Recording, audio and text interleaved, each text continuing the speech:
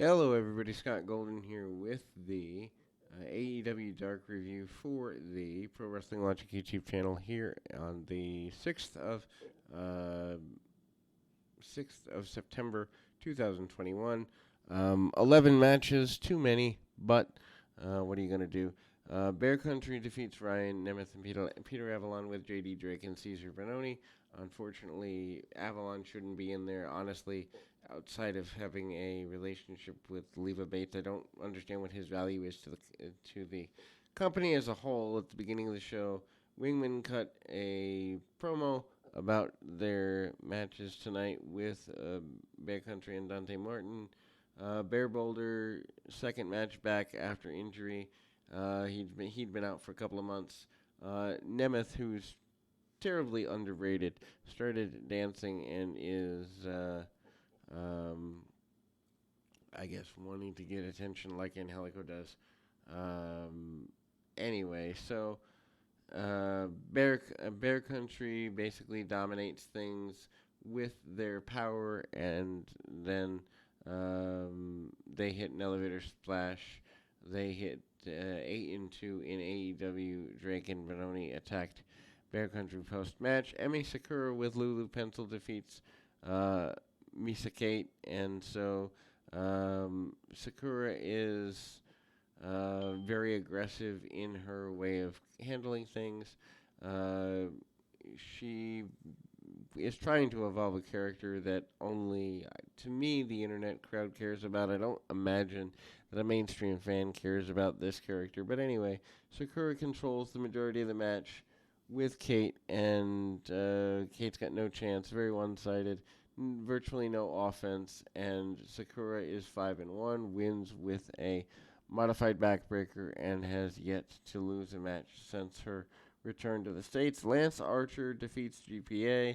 This is GPA's first match on Elevation and second overall match in the company as a whole. Too many talents overall in this company, and giving too many jobs to people who maybe deserve an opportunity, but maybe not at a national level. Anyway, Archer is one of the biggest reactions of the night, partially due to his size, partially due to his talent, and he's a guy that I think is suffering due to the bloatedness of the roster. Anyway, he carries his opponent to the ring. Archer wins with the blackout and makes his record 20-3. Kiera Hogan defeats Blair Onyx. Kiera Hogan coming off of Impact over the last couple of months, and she's 1-3, picking up her first win in a very short match. Hits the Face the Music Fisherman neckbreaker for that victory. Back-to-back ladies matches as we go with Nyla Rose with Vicky Guerrero defeating Lane Luck. Not exactly a fan of this. I'm not a fan of Nyla Rose in general. They tried that experiment. It didn't really work, and when the contract is up, would be an easy cut to make. Anyway, Luck tries to get Arana, but doesn't get where she wants to get. Rose is 20-4, gets a Beast Bomb for a win. Of course, former women's champion as well. Anthony Bowens defeats Griff Garrison with Julia Hart. Really feel bad for Bowens here as the loss of Max Caster kind of has left him a little bit lost. I think the momentum for that team is good, but when it was cut off due to, I guess, Caster being let go officially, that's certainly not been good. Um, Bowens, though, works aggressive, and he kind of links up on the cravat. And anyway, Garrison uses Falcon Arrow, Bowens kicks out, and Eddie Kingston almost leaves commentary because of that. Match also sees the return of Caster, who interferes in favor of Bowens, helping his acclaimed partner pick up the win. At least Caster being let go wasn't permanent. Maybe he went to sensitivity training or whatever. But regardless, there's value here. Brian Pillman Jr. appears with a kendo stick to defend his partner. Apparently, the acclaimed and the varsity blondes are headed for a collision course. Red Velvet defeats Queen Amelia. Amelia goes after Velvet as soon as the match begins. Um, there is a Cazadora and a Bulldog from Velvet She's 26-6. They've certainly been pushing her. Some would say over pushing, and she wins with a final slice. Amelia is decent with her selling. Dark Order's John Silver and 10 defeat Isaiah Moore and Travis Titan. Dark Order has a backstage segment, and they're talking about the turmoil in the group and leading to Alan Angels challenging Evil Uno to a match on Tuesday's Dark. Why are we still doing this? Unless it's going to lead to the breakup of the Dark Order, which I think is good for business.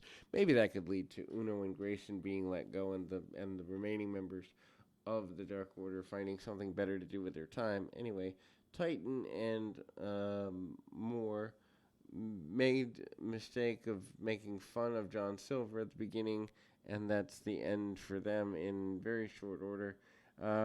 Silver hits a spot in the match, hits a double suplex on Moore and Titan, and 10 picks up the win with a full Nelson submission, and their record is 2-0 as a team. Dante Martin defeats J.D. Drake with the Wingman. Wrong person won the match here by any stretch. Certainly a clash of styles. Martin is another pickup by the Bucks because the Bucks like that flippy floppy video game stuff, and the Wingmen are interviewed several times and Drake is helped out a little.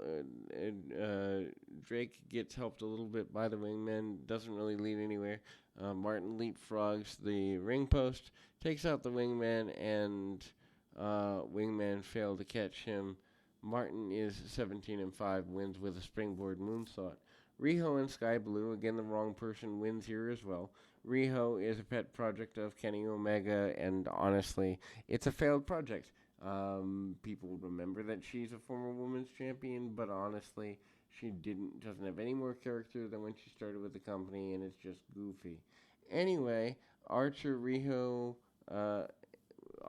Riho probably competed for the honor of biggest pop of the night. She and Blue do have decent enough chemistry. Blue, who's been picked up because they were doing a Midwest swing and got a shot at the pay-per-view as part of the Women's Battle Royal. Anyway, there's the European uppercut combos, and Blue gets a near fall on Riho with a super kick. Riho hits a Northern Light suplex and a bridge for the pin attempt. Riho, 13-5, wins with the Salto, gets a win there. Final match of the day is Jon Moxley, Darby Allin, and Eddie Kingston against Chaos Project and RSP, Ricky Shane Page. Why a guy like Moxley and Darby Allin and Eddie Kingston, all who had pay-per-view matches, needs to be in a squash there and have Sting come out. Again, it's just goofy. It's trying to put people on TV because Tony Khan doesn't know how to book effectively.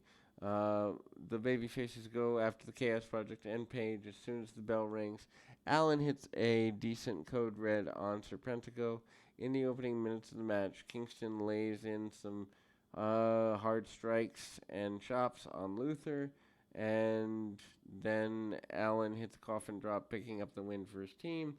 Decent enough show, but at the same time, as I continue to say with these dark shows, honestly, if you skip them, you're not really missing much. In any event, we'll be back with more right after this.